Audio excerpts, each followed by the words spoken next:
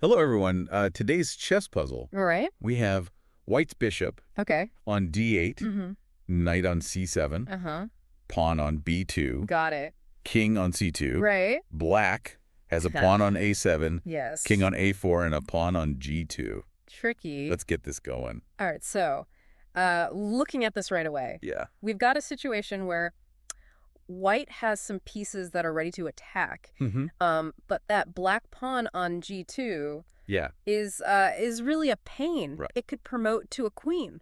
At any time. At any moment. Feels like if you make one wrong move, Oh, yeah. black is going to turn the tables. Absolutely. So how do we even approach this? Well, I think the key here is to figure out how to stop that pawn Okay. from promoting. Mm-hmm. But at the same time, we have to develop white's attack. Right. So one thing I'm noticing is how trapped the black king is. Yeah. He's hemmed in by his own pawns. Exactly. He doesn't have a lot of squares to move to. Right. So we want to exploit that. Okay, so Weakness. what are our options here for white? Well, if we look at the bishop and the knight moving them right now, Doesn't really do much. get us much of anywhere. But what if we advance this pawn Okay. on b2 to b3?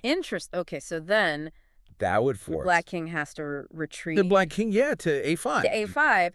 Yeah, But doesn't that open up it does. the promotion path? It does for the pawn. Here's the thing. Okay, This is where the puzzle gets interesting. okay. When black promotes to a queen, hmm we can actually use that to our advantage. I don't quite see how a black queen on g1 Okay. could possibly be advantageous to white. All right, so after the pawn promotes, Yeah. white can move their bishop to g5, then back to d2, Okay. and then finally to e3. Okay. And basically, black's going to want to capture that bishop. Each time. Pretty much every time, yeah. Ah, I see. So that sequence of bishop moves Yeah. is luring the black queen Yes. out to e3, Exactly. where it's vulnerable That's it. to the knight. Yes. Okay. Yeah. So the solution is pawn b2 to b3, Right. bishop to g5, Uh-huh. bishop to d2, Yes. bishop to e3, Yep. knight to d5, Right.